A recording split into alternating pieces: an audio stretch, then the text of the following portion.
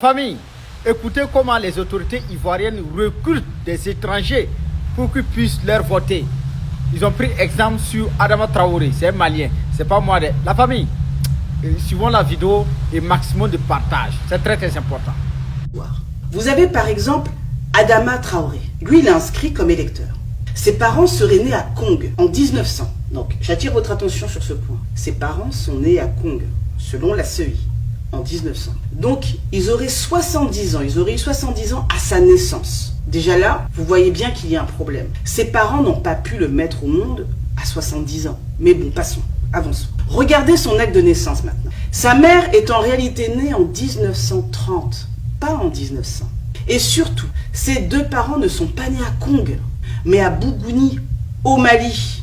Donc non seulement on nous présente des âges impossibles, mais en plus l'origine des parents est totalement modifiée.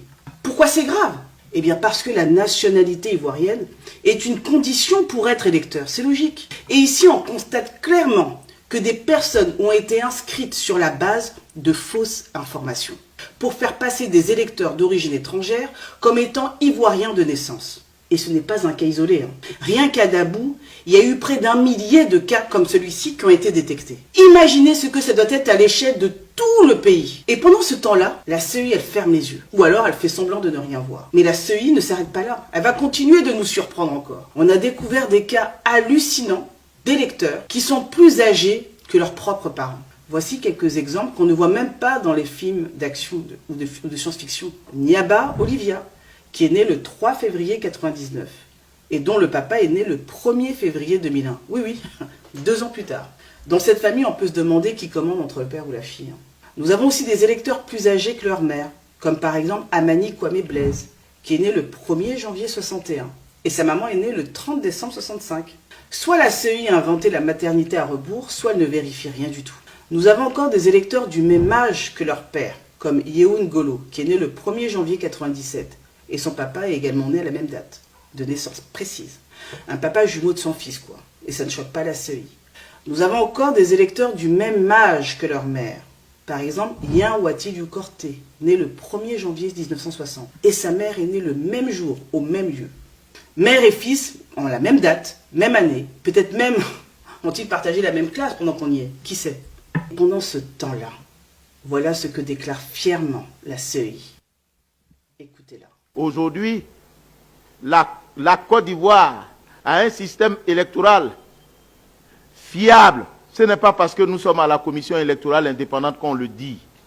Il y a bon nombre de pays qui s'inspirent de la Côte d'Ivoire. Ah bon? On nous copie? Qui ça? Je serais curieuse de savoir quel pays voudrait d'une telle liste électorale. Et est-ce que ces pays ont aussi vu que chez nous, les enfants naissent avant leurs parents? Ce que fait la CEI, ce n'est pas de la fierté, c'est du déni pur et simple. On ne peut pas produire une liste électorale pleine d'absurdités, de fraudes, de contradictions, et ensuite venir dire que tout va bien, à moins d'être de mauvaise foi. Quand on est au cœur du dysfonctionnement, on devrait avoir honte, et non pas fanfaronner avec des locutions latines bien loin des réalités de notre liste électorale. Continuons. Vous pensiez qu'après les enfants plus vieux que leurs parents, on avait atteint le sommet de l'absurde? Vous vous trompez. Sur la liste électorale provisoire transmise par la CEI, on découvre encore une perle de plus. Des femmes âgées de 60 ans, de 70 ans, 90 ans, voire même plus de 100 ans, qui accouchent le plus naturellement du monde. Prenons quelques cas concrets. Gouré Justin Diaouri, qui est né le 31 décembre 83. Vous savez quel âge a eu sa maman? À quel âge sa maman l'a eu? Eh bien, d'après la CEI, sa maman est née le 1er janvier 1852. Ça veut dire qu'elle avait 131 ans quand elle l'a mis au monde. Oui, vous avez bien entendu, 131 ans. On a aussi le cas de Apo Géraldine Yavo, dont la maman avait 91 ans le jour de sa naissance. Là aussi, chapeau bas à la CEI pour cette prouesse médicale. Et ce n'est pas quelques cas isolés. Selon nos recherches, il y avait 23 084 électeurs, dont la mère avait plus de 60 ans au moment de leur naissance. 23 000. Alors soit la médecine ivoirienne est en avance de plusieurs siècles, soit, soyons francs, la CEI invente, bricole, laisse passer des absurdités grossières sans sourciller. Sur la liste électorale 2025, la biologie ne compte plus. Tu peux être une femme de 60, 80, même 100 ans et enfanter comme si de rien n'était.